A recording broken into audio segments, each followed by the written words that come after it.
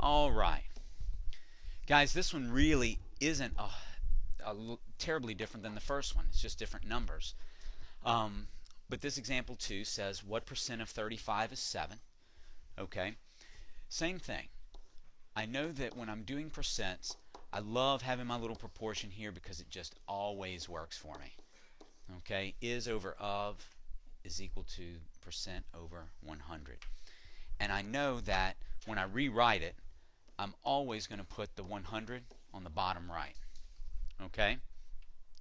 Now Chris knows that when I read this, it says what percent. The very first thing says what percent. So that means I'm going to put the variable in the percent, because that's the thing I'm looking for. Percent's in the top right. Okay? Of 35. Well, 35 must go in the of spot, which is in the bottom left. Is 7. That's going to go in the top left, because that's where the is numbers go. And basically they're asking us here, they're saying 7 is what part of 35? What percent of 35 is 7? Okay? So that's the number that we're looking for. Now, I'm going to go ahead and cross multiply, and I'm going to get 35x is equal to 700.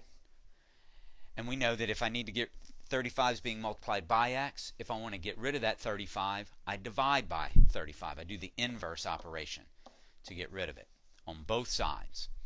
So now I know that x is equal to 700 divided by 35. Okay, 35 can't go into 7, but 35 can go into 70 twice. 2 times 35 is 70. I'm going to subtract 70 from 70, and that gives me 0. But I'm not done yet. I haven't gotten to the end of this number where the decimal point is. So I need to bring down a 0, and I say 35 goes into 0 0 times. 0 times 35 is 0. 0 minus 0 is 0. Now I'm to the end of the number. And x equals 20. Easy enough. And you know what? I'm glad you said that. It is 20%, because I was looking for what percent. Excellent job. Good job, guys.